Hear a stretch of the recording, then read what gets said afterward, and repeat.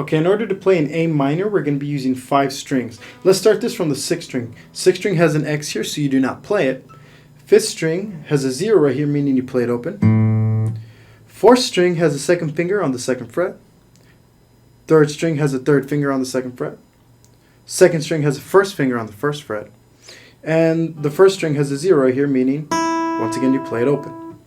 Okay, so what you have to do for this one is you have to make sure when you're using these fingers that you curl them into the frets and on the strings. If you don't put enough curl into these strings, you're going to get, let's say if you put it like this, you're going to get mutes when you play. Let me show you how it should sound.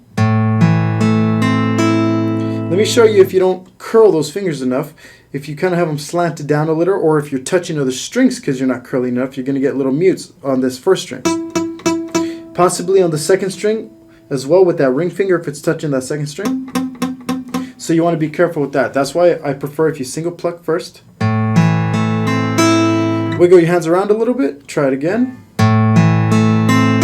Over and over and over. And when you do this, you want to make sure to go ahead and put your fingers in the formation before they touch the strings. Notice my fingers are going towards that formation first.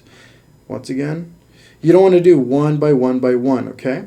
So, now there is an alternate version of this. Instead of playing with the front 3 fingers, meaning these 3, you can play with the back 3, the 2 finger, the 3 finger, the 4 finger, and the 2 finger, just like that. 1st finger kind of relaxes just right there in the end. Don't strain it out. Okay, now I'm going to go back to the position I like. And the other thing you want to do is make sure to put enough pressure on those strings, okay? The way you do that is you want to have that thumb putting pressure on the back.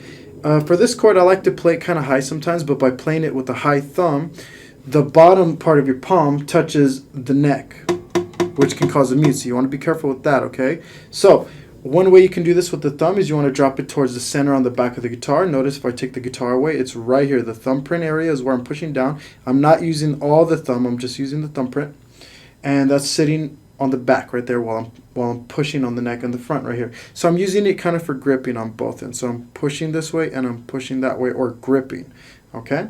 So once again, for this chord, you don't want to have your elbow pushed into your ribs. You want to have it pulled out, and you don't want to drop your wrist as well. Okay?